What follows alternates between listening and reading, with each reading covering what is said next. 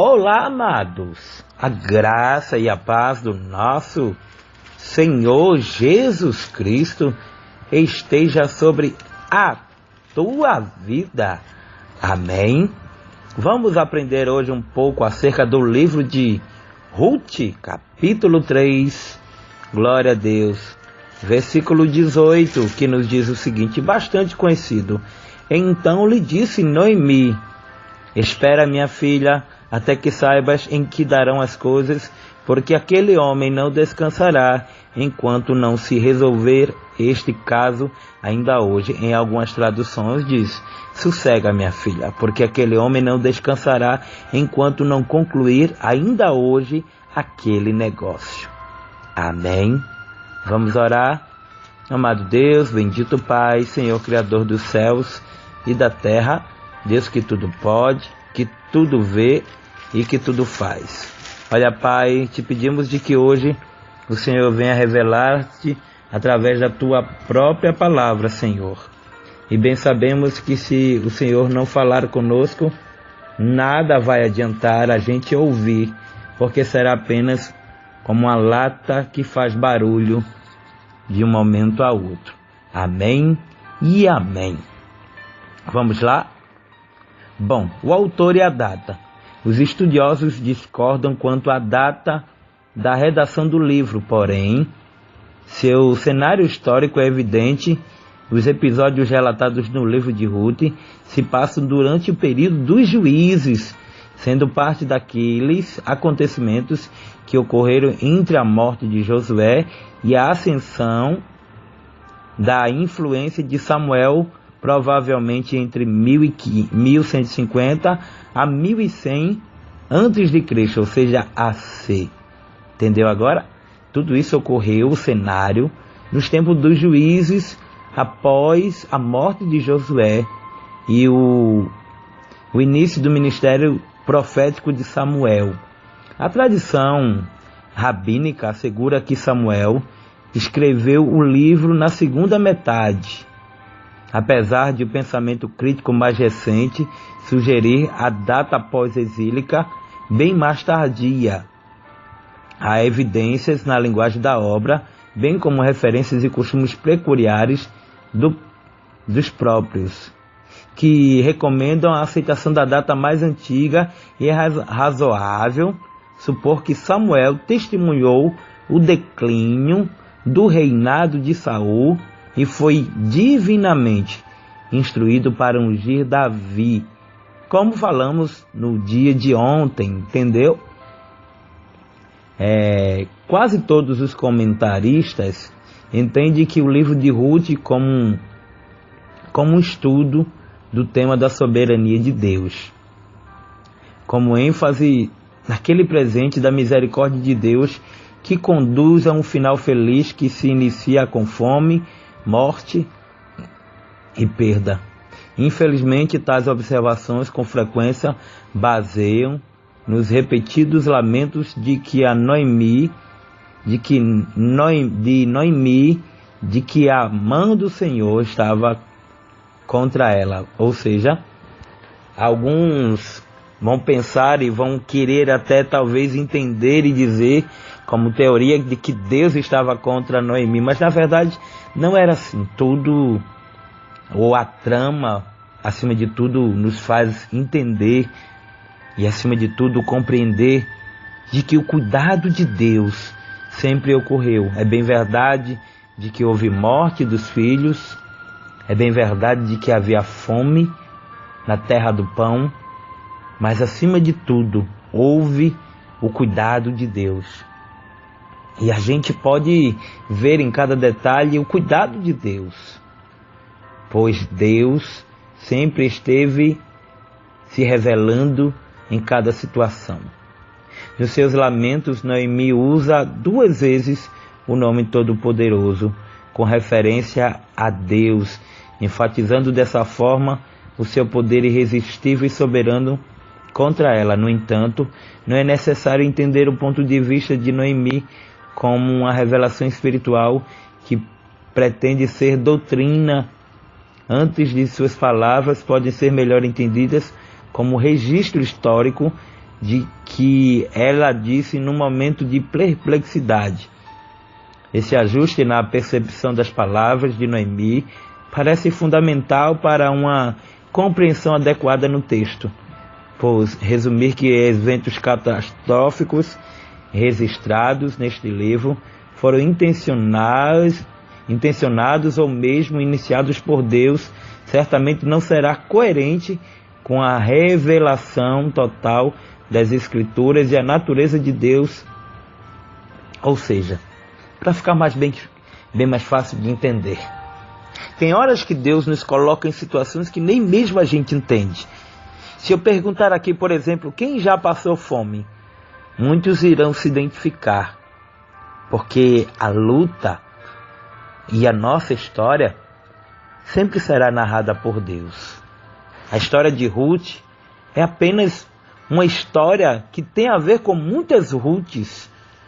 Você que está aí do outro lado pode ter passado pelo mesmo caminho de perca, de morte, de catástrofes, e tudo a gente vai ver que havia o agir de Deus. Ainda no capítulo 1, aqui de Ruth, a gente vai ver os personagens se desenhando: Noemi, Quilom, Malom, Ruth, Noemi, Orfa e tantos outros que a gente vai ver. E a gente vai ver todo o desenho da história, e até uma história que eu posso recomendar para você, que você vai se emocionar em observar o que Ruth passou. Porque Ruth até então era moabita, e Deus fizera ela entender a vontade dele. No capítulo 1, versículo 1, vai dizer: nos dias que julgavam os juízes, ou seja, aceitando uma data antiga para o êxodo, este é o período que vai entre 1350 a 1100, tempo de grande confusão espiritual, concessões e apostasia que estava acontecendo. Em contraste com esse pano de fundo, a história de Ruth apresenta um estudo de um povo que permaneceu constante em sua fé. Sabe o que é que eu entendo? É de que Deus trabalha da forma que Ele quer. Sabe o que significa o nome dos nomes? Elimelec significa meu Deus é rei. Quem era Elimeleque? Era o esposo de, glória a Deus, Noemi. Então a gente vai ver tudo se desenhando. Noemi, que significa agradável, encantadora. Malom significa fraco. Quilom significa fraqueza, tristeza. E tudo a gente vai ver que Deus fez tudo com uma finalidade. Talvez hoje você não esteja entendendo o porquê está passando por tudo isso. Eu poderia muito bem dar vários exemplos de tudo que houve, mas o que eu mais quero que fique impregnado em tua mente, de modo de que você não esqueça, é de que os filhos de Noemi morreu, e Noemi agora diz para Ruth e para Orfa: meus filhos morreram, eu não tenho mais alguém com que vocês possam fazer crescer a sua descendência, não tenho um parente. E Orfa, de imediato, ela dá um beijo na sua sogra e vai embora. Mas Ruth, ela é obediente. Ela diz: não, o teu povo é o meu povo, e o teu Deus é o meu Deus. E então Ruth é honrada, porque quando elas se mudam para outro lugar, para outra região, Ruth, acima de tudo, ela começa a ser olhada, observada por Boaz. Boaz, ele viu que Ruth era diferente, e a fama de Ruth estava correndo, de modo de que ela cuidou, de que ela tratou de sua sogra, coisa que é difícil hoje em dia.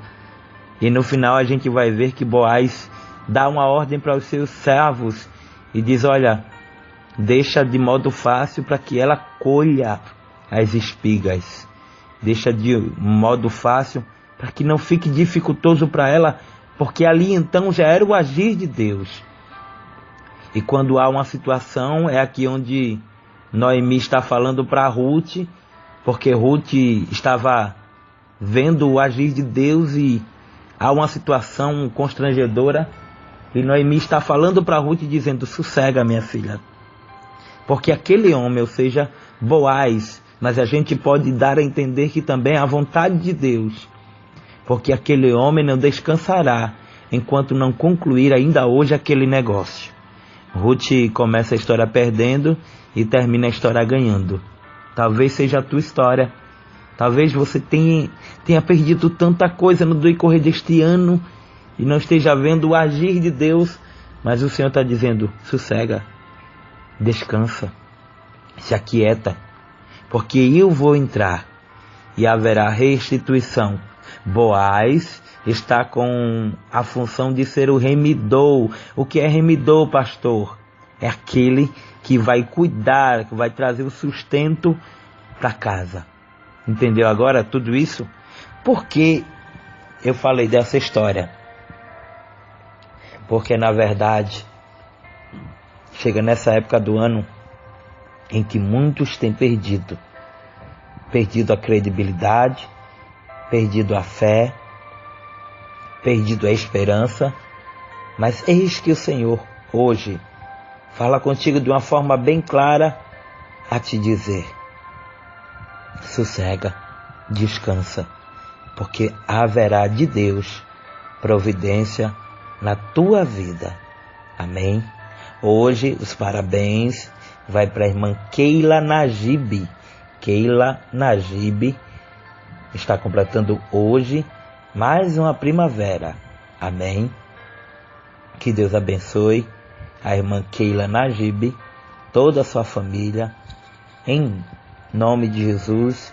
Amém. E se você hoje está completando mais uma primavera, também venho te desejar parabéns. Que Deus te abençoe, que Ele te guarde e que Ele faça resplandecer sobre ti o rosto e te dê a paz. Até amanhã, se o Senhor assim nos permitir, em nome de Jesus. Amém.